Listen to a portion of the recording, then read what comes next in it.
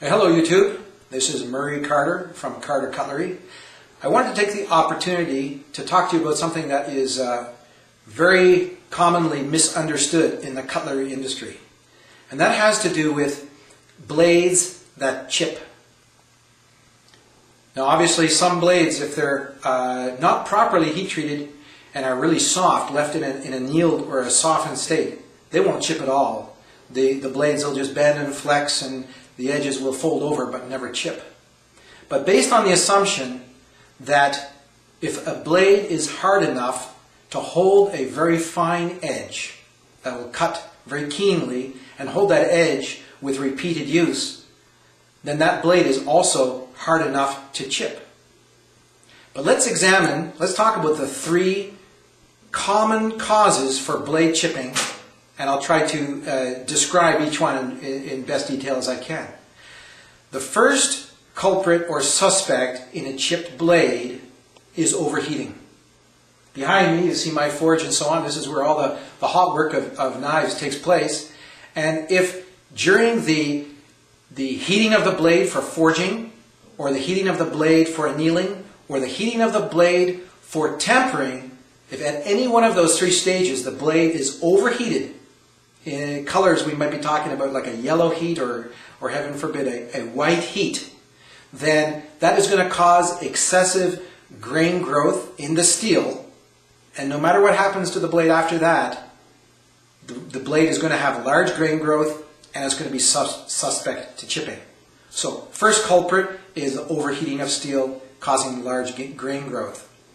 The second suspect in chipped blades would be if a blade was properly forged and had fine grain structure and was properly quenched, so it had the proper hardness, but was not tempered properly. You now have a blade that is fully hardened but without the toughness that's necessary, and so it can also result in a chipped blade.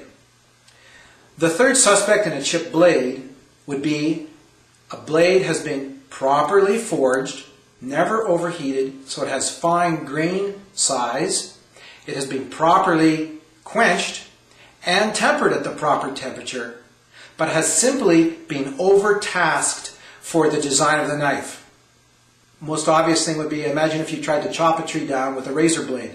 The blade is going to fail. It's probably going to chip. So now let's look at each one of those chipping causes in detail and let me demonstrate. A dollar Bic lighter is a great tool in determining which one of these three is your culprit when blades chip. Occasionally we get blades back that have been chipped. And my first concern as a knife maker, even after making more than 14,000 knives, is, wow, did I do something wrong with the blade? Did I overheat it? Or did I not temper it properly? Or was it just burdened beyond the design of the knife? Well, I have a very quick test that I can do to discover that. This is just a blade that I just took out of my kitchen. And we're actually going to do some destructive tests to it so I can demonstrate what we're going to do. Your most expedient test to see the quality of the metallurgy in a blade is an edge flex test. What we're going to do is we're going to use the rounded corner of this Bic lighter. You could use a brass rod or anything that's round. And we're actually going to force the primary edge of this knife hard enough so that we can see if it'll flex or not.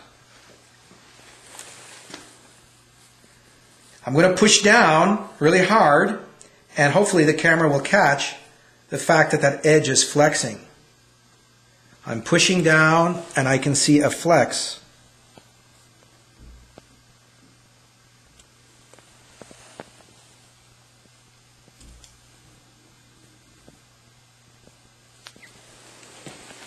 Okay, so hopefully you can see that edge flexed just fine.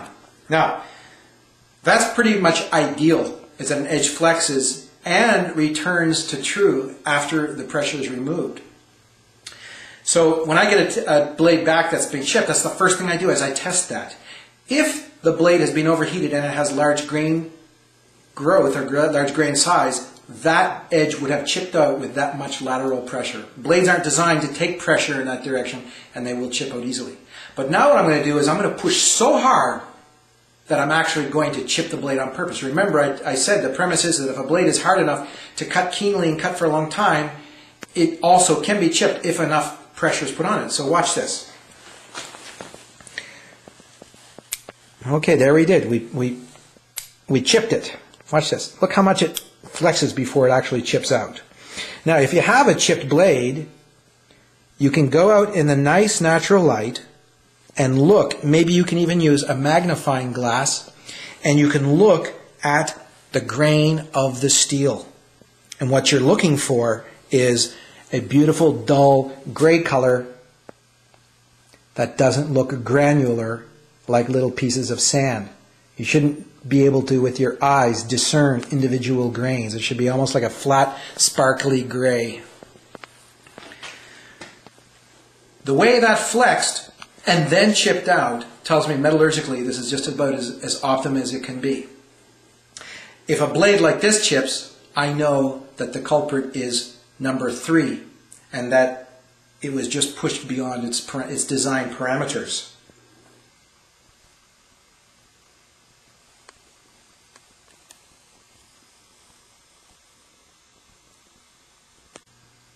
Now, something to observe, and we've got a close-up of this, is how beautiful and round those little chips were. Again, that's a good indicator of fine grain structure. If a blade chips and it's an irregular shape, again, thing you can suspect is large or excessive grain growth, which would mean the blade was overheated at some time. Now, what if the blade had fine grain structure and was forged and quenched perfectly, but not tempered to the right temperature, or not tempered at all? Then it wouldn't have flexed before it chipped out. It would have just chipped out immediately. Something else to observe, and the camera is not going to pick it up, so I'm just going to have to articulate it, is if I look very carefully in the light around the edges of where that blade chipped out, the steel right next to where it fractured is bent slightly. So in other words, the steel bent and bent and bent to the point where it couldn't take anymore. It chipped out, but around the edges of where it chipped out is slightly bent. And that again indicates that it was tempered properly. If it was just heat treated properly but not tempered to the correct temperature, it would have chipped out earlier, and the edges of where it chipped out wouldn't remain bent. So that's something, a very fine detail that you can look at. So if a blade chips, you have 3 things that you can consider, and then with the Bic lighter you can determine. Was it overheated, and did that result in large grain growth which makes the edge brittle? Was it properly forged, properly heat treated, but just not tempered correctly? Or was it forged properly, tempered properly, quenched properly, but just overburdened for the design of the knife?